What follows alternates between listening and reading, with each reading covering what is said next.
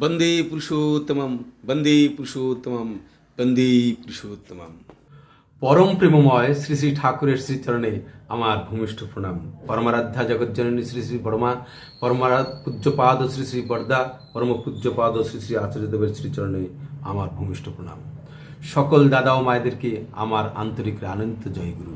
আশা করি সকলে ভালো আছেন এবং ভালোই থাকবেন। আজকে যে বিষয়টি আলোচনা করতে চলেছি সে বিষয়টি হচ্ছে শিষ্যের কর্তব্য পালনে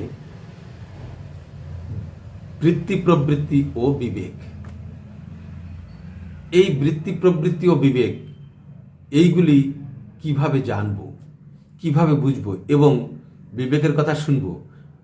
গুরু তিনি আমার গুরু শ্রী শ্রী ঠাকুর তিনি বলেছেন, বিবেককে অবলম্বন করো, মনের অনুসরণ করো না। আর মন হচ্ছে এই বৃত্তি প্রবৃত্তিকে নিয়েই গঠিত, তাই নয়? তাই এই গুরুর আদেশ পালনে বৃত্তি ও প্রবৃত্তি আজকের টপিকটি হচ্ছে। তাই এবার গুরুর আদেশ, শ্রী শ্রী ঠাকুর পরমপ্রেমময় তিনি একটি আদেশ করেছেন বিকৃতি বিনায়নাতে।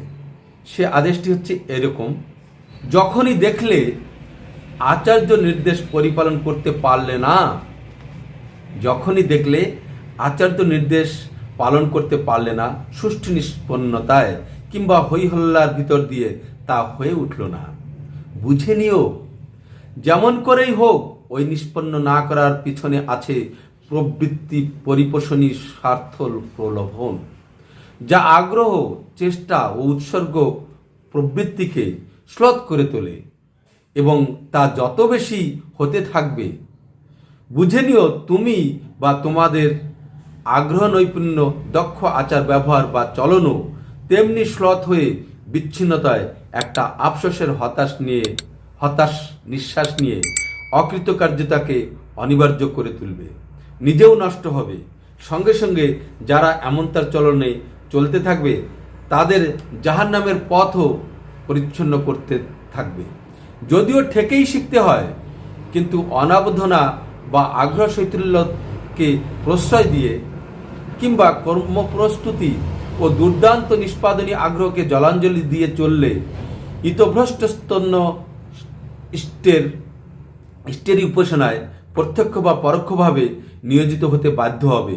তাই বলি, বাঁচা বাড়াই যদি লক্ষ্য হয়, স্বস্তি ও শুভ তৎপরতাই যদি তোমার কাম্য হয়, এখনো সাবধান। এই বাণী সংখ্যা হচ্ছে 215। এই বাণীটিতে আমরা কি বুঝতে পারলাম? যে আদর্শ আচার্য নির্দেশ বা ইষ্ট নির্দেশ যদি পরিপালন করাতে আমরা কোনো বাহানায়, কোনো কারণে যদি না করি, তাহলে পস্তাতে হবে। তাই পস্তাতে হবে এবং আমার সঙ্গে সঙ্গে আরও সবাই যারা আমার সঙ্গে আছে তাদেরকেও আমি, তাই এইভাবে আমরা যদি অপারগতাকে প্রশ্রয় দিই তাহলে খুবই দুর্দশাগ্রস্ত হয়ে উঠতে হবে। যেমন আমার মনে করুন আমি গ্রাজুয়েশন করেছি, গ্রাজুয়েশন করে বিএডটা যদি করি তাহলে আমি চাকরিটা পাবো। ঠিক সময় যদি আমি বিএডটা না করি, বয়স পেরিয়ে গেলে তারপর যদি আমি বিএডটা করি, তাহলে কি আমি আর চাকরি পেতে পারবো? অযোগ্য ঘোষিত হব। ঠিক তেমনি এবার কথা আসছে আর একটা বাণী, এই আরও অনেক কথাই আছে ঠাকুরের। আজকে আসুন যে টপিকটা, সেই টপিকটাতে যাই, যে গুরুর আদেশ পালনে বৃত্তি প্রবৃত্তি ও বিবেক এইগুলি কেমনভাবে কাজ করে আর কেন আমরা বৃত্তি প্রবৃত্তির খপ্পরে পড়ি এবং গুরুর আদেশ পালনে অবহেলা করি। আর অবহেলা করলে কি হয়? ফলটি পাওয়া যায় না।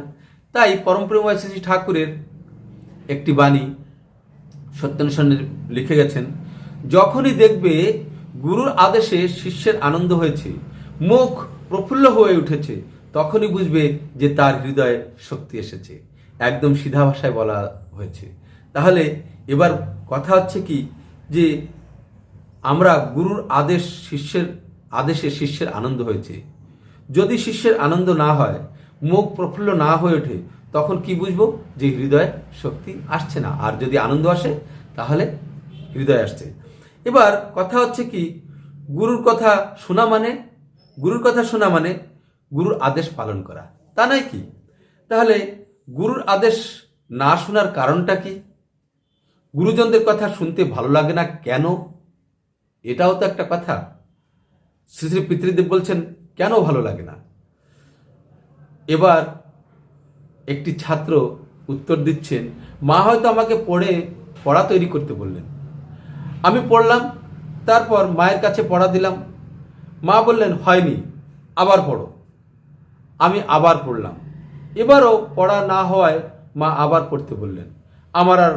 আমার ভালো লাগলো না, বললাম আর পারবো না। এবার উপস্থিত সবাই হাসতে লাগলেন, শ্রী শ্রী পিতৃদেবও হাসছেন। বললেন পারবো না কেন বললে? মুখস্থ হচ্ছে না তাই। এবার মুখস্থ হচ্ছে না কেন? কারণ পড়তে ভালো লাগে না, তাই মুখস্থ হয় না। এবার পড়তে ভালো লাগলো না কেন? মন চাচ্ছে না। মন চায় না কেন? পড়ে আনন্দ পাচ্ছি না তাই। শ্রী শ্রী পিতৃদেব বলছে সে তো বটেই, কিন্তু পড়ে আনন্দ হচ্ছে না কেন? সবাইকে নিরুত্তর দেখে শ্রী শ্রী পিতৃদেব নিজে বলছেন, গুরু মানে কি? গুরু মানে ভারী। পিতামাতা হলেন গুরু, শিক্ষক হলেন গুরু, শিক্ষাগুরু। গুরুর আদেশ পালন করতে মন চাইছে না, তাই আনন্দ পাচ্ছ না। মা বললেন পড়া করো। এ কথা শুনে যদি তোমার মনে আনন্দ হয় তবে তুমি মন দিয়ে পড়বে, আর পড়াও মুখস্থ হবে। গুরুজনদের আদেশ পেয়ে যদি মন আনন্দে ভরে ওঠে তাহলে সে কাজ হয় তাড়াতাড়ি। সব মনের ব্যাপার। মনকে ইচ্ছামতো দুদিকেই চালানো যায়। বিবেক অনুযায়ী মনকে চালানো যায়, আবার প্রবৃত্তি অনুযায়ীও চালানো যায়। বিবেক মানে কি? ভালো মন্দ বিচার করে ভালো যেটা, তা যা থেকে আসে তাই বিবেক। মন তা সবসময় চায় না, মন এদিক ওদিক ঘুরে বেড়ায়। সেজন্য বিচার করে বিবেক অনুযায়ী মন চালাতে হয়। উদাহরণ দিয়ে শ্রী শ্রী পিতৃদেব বললেন, এই ধরো যখন প্রসাদ নেওয়া চলছে, সবাই হইচই শুরু করে দিল, তুমিও করতে লাগলে, আগে প্রসাদ নিতে চাইলে। এটা হলো প্রবৃত্তির দিক। আর যদি ভাবো না হইচই করা ঠিক নয়, এই বিচার করে লাইনে দাঁড়ালে, তাহলে তা হবে বিবেকের কাজ। আমরা অনেক সময়ে লোভে পড়ে অবিবেকের কাজ করি। লোভী পাপ, সেই ছড়াটি কি আছে যেন? বাচ্চারা সকলে বললেন, খুব সাবধান, লোভ করো না, লোভ করে ছাই স্বাদ এনো না, স্বাদের সঙ্গে ঢোকে পাপ, পাপ ঢুকলেই মনস্তাপ। মাঝে মাঝে এই প্রসঙ্গক্রমে শ্রী শ্রী পিতৃদেব ওই ছড়াটা উদ্ধৃত করেন। ছোট ছোট ছেলেমেয়েরা তার কাছ থেকে শুনে ছড়াটি মুখস্থ করে ফেলেছে। বাল্যকালে ঠাকুরমার ঝুলি বা অন্য কোনো বইয়ে তিনি তা পড়েছিলেন। এবার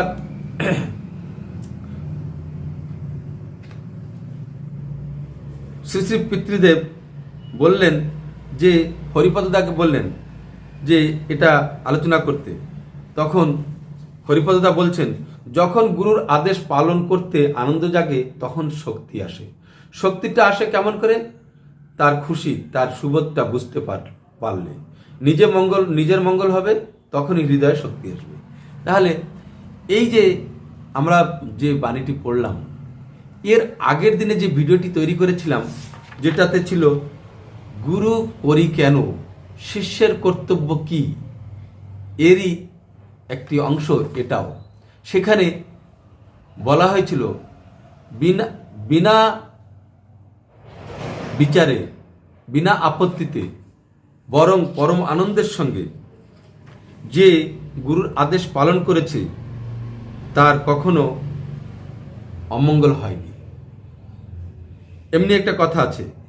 আবার আছে যে হৃদয়টি শিক্ষক বা গুরুর আদেশ পালনের জন্য সর্বদা উন্মুক্ত রাখতে হয়।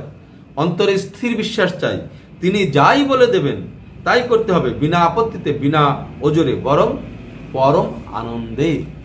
তাহলে এই যে কথাগুলি রয়েছে, এরও একটা ভিডিও করেছি আমি, আপনারা শুনে নেবেন, খুব ভালো লাগবে, খুব দরকারি জিনিস, আমাদের আবশ্যকীয়। তাহলে এর আগের দিন যে পড়েছি যে গুরুর আদেশ পালন করতে হয় কি করে? প্রাণপণে, আবশ্যক হলে জীবন দিয়াও কার্যসিদ্ধি করবার সংকল্প করে, মানে গুরুর আদেশ পালন করতে হবে। তেমনিভাবে তার একটি উদাহরণ আরুণিরও দিয়েছিল। যেমন আরুণি আদেশ পেয়ে আদেশ পালন করতে সক্ষম যখন না হয়েছিল, তখন সে জমির বাঁধ হয়ে নিজে শুয়ে সেটাকে রক্ষা করেছিল, তাই গুরুর আশীর্বাদ পেয়েছিল। এমনি করে